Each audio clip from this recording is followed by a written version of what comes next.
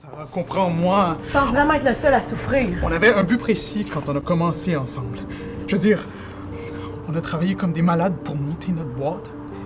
Puis maintenant qu'on est sur le bord de décrocher notre premier vrai contrat, puis d'arriver à de quoi de vraiment trip-up. Pour un baiser qui en était pas vraiment un, tu serais prête à tout sacrer ça là. Je te connais, Harry, tu peux pas supporter l'idée de perdre. Tu serais prête à faire n'importe quoi pour me garder, même avoir l'air complètement ridicule. T'es tellement importante pour moi que ça me fait rien d'avoir l'air complètement ridicule. Sarah, rappelle-toi nos débuts. Sarah, je suis retourné coucher sur le sofa chez ma mère. Toi, t'as emprunté de l'argent à ton frère. On était au plus bas. On avait de quoi? Je vais plaider coupable. C'est décidé depuis longtemps. Comprenez-vous bien ce que ça veut dire? Vous allez être sentencé sur le champ. Vous aurez plus la chance de, permettez-moi l'expression, corriger le tir. J'ai déjà fait des aveux aux policiers. Je peux pas arriver demain matin devant le juge puis plaider non coupable. Oui, vous pouvez. De gros chefs d'accusation pèsent contre vous, Monsieur Landry. Mais vous avez le droit, comme tout le monde, de vous expliquer face à la justice pour obtenir la sentence la plus juste possible. J'ai quand même d'autres accusations. Outrage à un cadavre, méfait public. Oui, mais vous n'avez pas d'antécédents judiciaires. Vous travaillez, vous êtes soutien de famille. On pourrait peut-être s'en tirer avec une peine de 2 ans, moins 1 jour. J'ai déjeuné avec ton témoin. Je pense que j'ai trouvé une piste pour le convaincre de parler. T'as fait quoi? Charlie, tu me disais que Paul voulait que ton dossier avance plus vite, alors moi j'ai m'en pensé... occupe, Félix. Oui, mais j'ai trouvé une bonne idée. Pour qui tu te prends?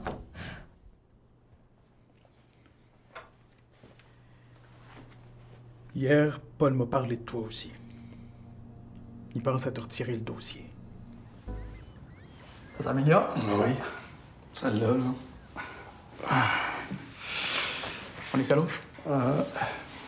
Bonne chance. Chérie, t'as risqué ta vie et tout s'est bien passé. Mais c'est peut-être aussi un coup de chance. Non. Je pense qu'à 16 ans, quand je me suis fait tirer dessus puis que je m'en suis tiré, ça, c'est un coup de chance. Mais là, ça, c'est plus comme un appel.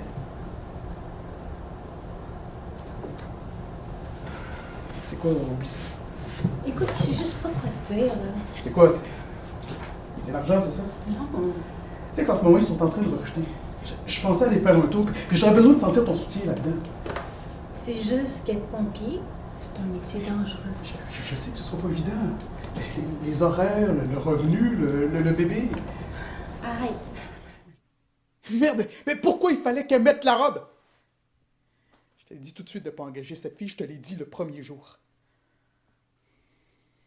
Ouais, c'est vrai. T'en as pas tenu compte. Tu m'as laissé faire. Mon erreur. T'aurais dû faire quoi? Te dire que t'étais en train d'agir comme un imbécile.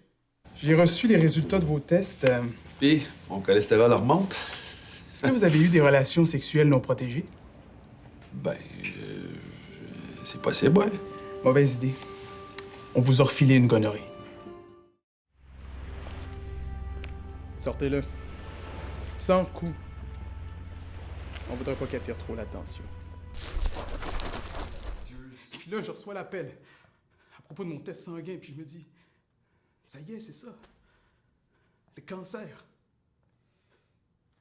Après toutes les prières que j'ai faites là-bas pour pouvoir vivre juste assez longtemps pour... Tu parles de suicide? Oui. J'en ai assez. Je vais arrêter de souffrir. Je vais revoir mes enfants.